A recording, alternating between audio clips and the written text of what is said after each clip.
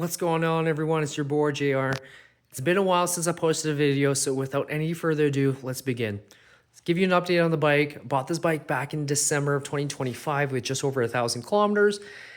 Year to date now, I'm just over 4,000 kilometers on the odometer. I've done some upgrades to the bike. Let's talk about the front, okay? So I started off with the windscreen. So this is the factory windscreen. It's 17 inches long, I believe. I went with a touring windscreen, and the measurement on that was 21 inches, okay? So kind of give you a visual here. So one of the problems with this bike, and a lot of people will second this, is the buffeting on this, okay? Give you some dimensions. I'm 5'5", 28-inch inseam. When I look over the windscreen, or I guess when I'm looking, my eyes are above the windscreen, and that's ideal, okay? You want to look over it just for better visibility. Now, the problem is that buffeting. It was pretty bad. Now, when I tuck my head below the windscreen, there was nothing, right? It would make sense when it was going through and it was clearing the helmet, nothing, okay?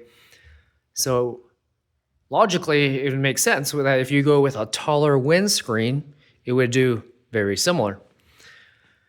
Now, being 5'5" and a 28-inch inseam, the 21-inch windscreen wasn't ideal for my height, okay?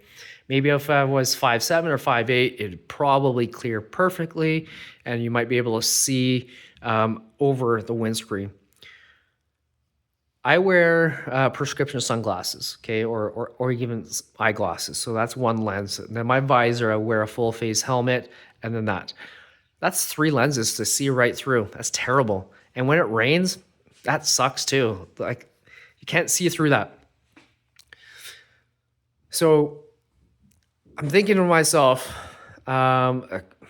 it's probably the windscreen. Comment below what you think, what you've done, or what you recommend.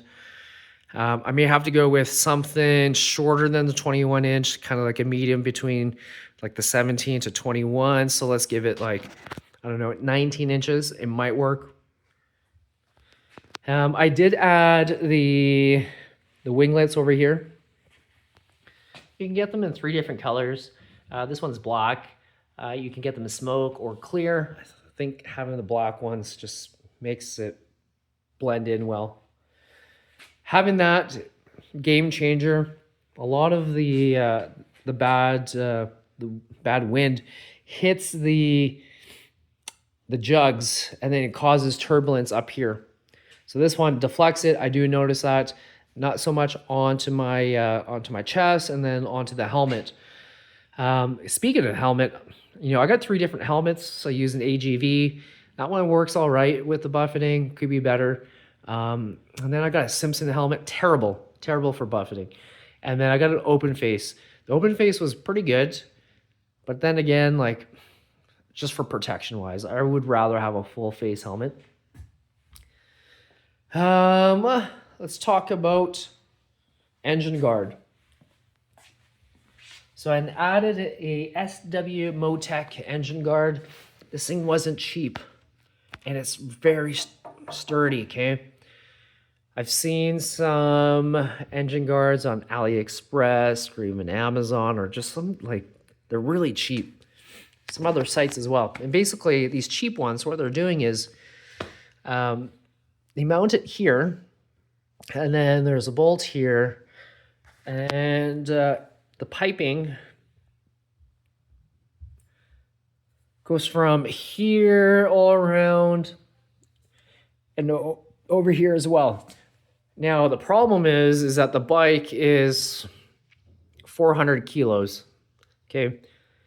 If the bike tipped over with those cheap engine guards, what will happen is you'll break the bolt, or this thing will get crushed and it wouldn't do its job.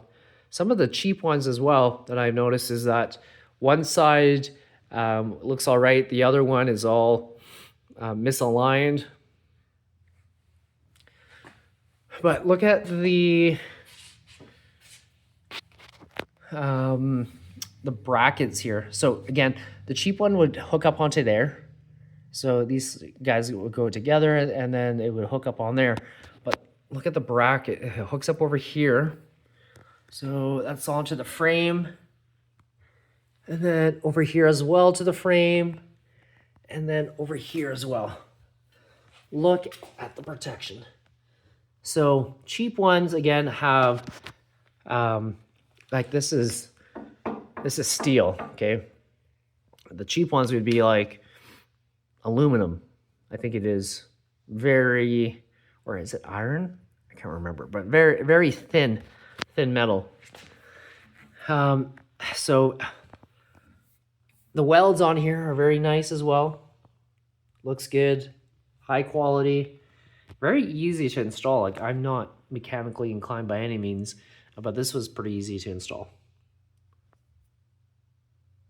Okay. Now, let's talk about this. I powder coated the cylinder head covers. The color on this is called Illusion Purple, or sorry, Illusion Violet. I know on the camera it kind of looks kind of pinkish. In real life here, it's purple. It's just how the camera takes in this color.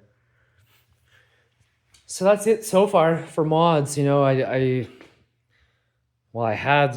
still have it, but I took it off. So windscreen, you got the winglets, engine guard, valve cover or head cover, cylinder head covers. Let's walk around.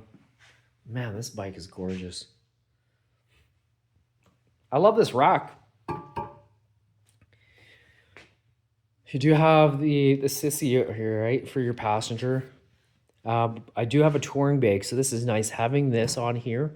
You can still have your passenger here, and then you can put your touring bag here because no, it's locked.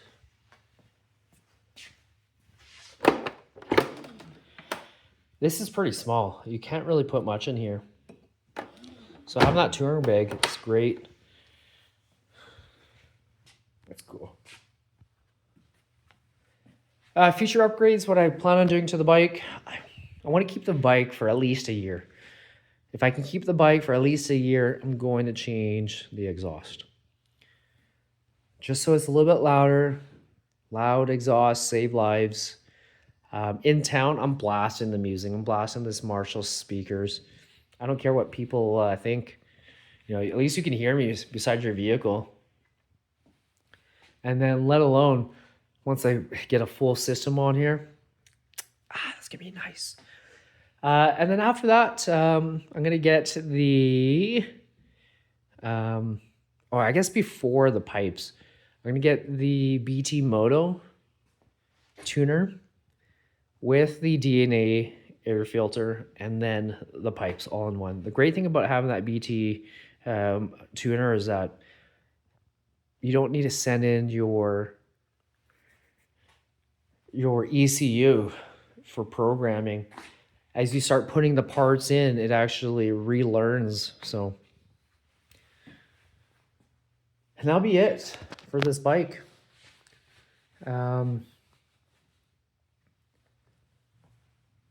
I don't know what else you can do. Like, it's such a gorgeous bike. Maybe, well, this is the upgraded seat on here. Maybe something a little bit.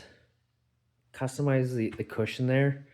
Because I can't flat foot both feet on the ground. I'm still on my, the balls of my feet. You can flat foot if it's just one, but not two. Let's maybe some film protection, some PPF on the fairing, on the front fender, probably the forks here. That's probably where I would put it. But aside from that, like, There's not much you can really do to this. It looks nice.